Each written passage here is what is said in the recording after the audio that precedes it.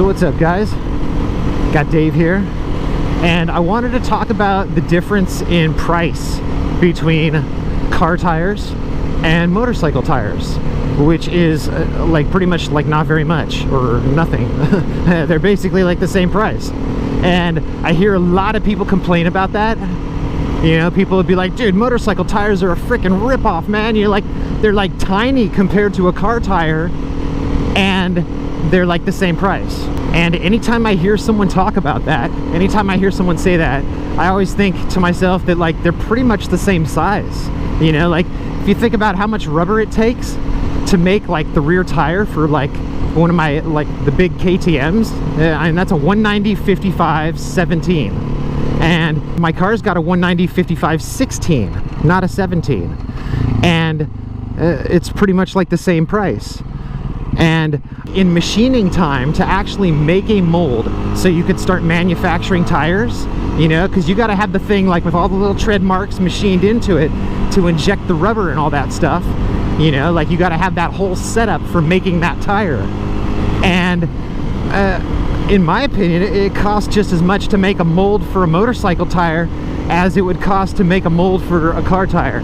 You know, like in machining time, it's pretty much the same. You know, and in how much rubber they have to inject into that tire, it's probably pretty much the same. And in my opinion, the rubber that goes into a motorcycle tire, especially like one of the rear tires, like the Conti road tires that I have on the big KTMs, they have that harder center strip. You know, it's like somehow they got to figure that out when they inject the rubber in there. They got to make that rubber in the middle harder somehow. You know, I mean, somehow they do it.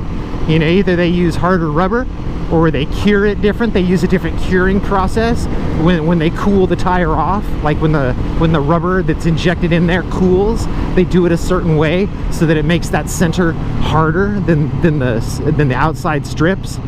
But it's like that's some technology right there that car tires don't have. Now, to contrast all of this talk, you know how like I'm telling you like the price of it's worth it, the one thing that makes the price of a motorcycle tire not worth it is that we just don't get the mileage. And honestly, that is my complaint. You know, like when I think about the difference between a motorcycle tire and a car tire, my complaint is I gotta get a new motorcycle tire every 3,000 miles or so. You know, where cars, it's like, dude, you go like 40 or 50,000 miles on a set of tires. So that to me is the biggest difference, not really the price, you know, because the actual price that you're paying for the product that you're getting, you know, it's pretty reasonable to me, because to me a motorcycle tire is pretty much the same size as a car tire as far as the cost of manufacturing it. But the mileage is what makes it such a rip-off, dude. It's like, for some reason, our motorcycles just burn through tires like crazy, where cars, like, they got like those 4 flat tires, and they don't wear out near as bad. You know, as having like that round tire that's always like on a point because it's rounded. That would be my guess. You know, just like they wear down because we're just on one little tiny contact patch instead of spreading that out over a flat tire like cars do.